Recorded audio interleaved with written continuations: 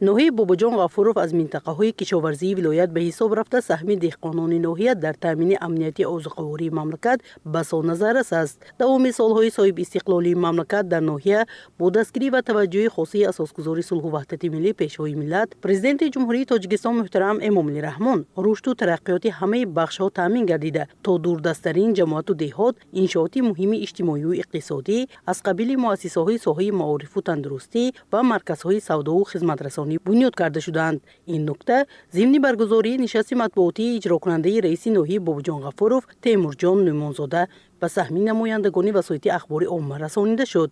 قید کرده شد که در سال 2025 در ناحیه نقشه درآمد بودجه دولتی با نظرداشت انداز اجتماعی به اندازه 172% تامین گردیده. در این دوره حجم استحصال محصولات صنعتی زیاد گردیده است. در ناحیه با رشد ساحه کشاورزی دستگیری دهقانان به گردش کشاورزی در آوردن زمین‌های بیکار خوابیده اهمیت اولین درجه ظاهر می‌گردد.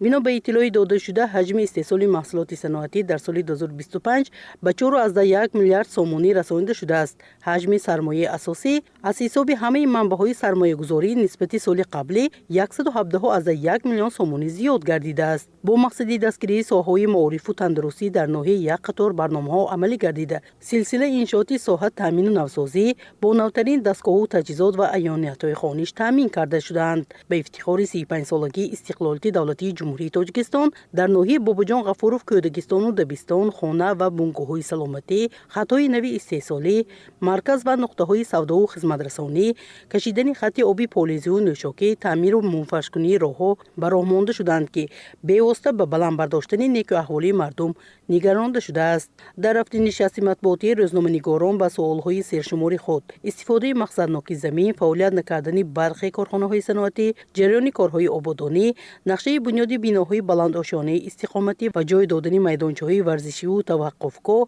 در نزد آنها، تعمیر راه، آب و تشناب، استفاده نیروی برق، مراجعت شهروندان و فعالیت خواجگی منزلی و کمونالی از مسئولین پاسخ گرفتند. با استقبال جشن 35 سالگی استقلال دولتی در شهر بوستون 224 انشاءات تعیینات گوناگون مورد استفاده قرار گرفته، نقشه کارهای سازندگی و آبادانی 104% اجرا شده است. حالا در شهر در چندین انشاءات دیگر کارهای ساختمانی، نوسازی و تدبیرهای آبادانی با مرام ادامه داشته تا جشن 35 سالگی استقلال دولتی مورد بهره برداری قرار می‌گیرند. وابسته به این و دیگر نشانده‌های رشد اجتماعی و اقتصادی در سال 2025 ضمن نشست مطبوعاتی معلومات داده شد. در این زمینه گفته شد که شماره کارخانه‌های صنعتی قریب به 60 عدد رسیده. در این دوره با مبلغ 839.5 میلیون سومانی محصولات صنعتی استحصال گردیده است. در کارخانه‌های صنعتی شهر بوستون استحصال 70 نامگوی محصولات به راه مانده شده. نسبت به همین دوره سال 2024 33 نامگو زیاد شده است. در نشست مطبوعاتی معلومات داده شد که تا سنه 1 ینوار سال روان 5 لایحه سرمایه‌گذاری دولتی با مبلغ 4 میلیون و 167 هزار سومانی کارها اجرا شده است.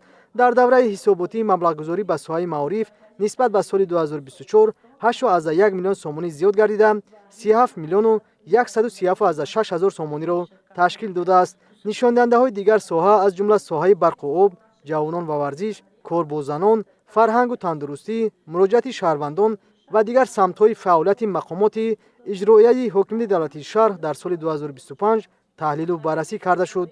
نمایندگان وسایط اخبار عامه وابسته به تأسیس کارخانه‌های نو، جایهای نوی کاری، استفاده اقتدارهای موجوده، رشد ساحه معارف و تندرستی، بهتر نمودن شرایط کار و زندگی مردم و دیگر مسائل مورد نظر به رئیس شهر مراجعه نموده پاسخ گرفتند. در فرجام نشست مطبوعاتی ابراز گردید که مقامات اجرایی حکومت دولتی شهر در سمت همکاری با وسایل اخبار عامه همیشه هوسمند میباشد.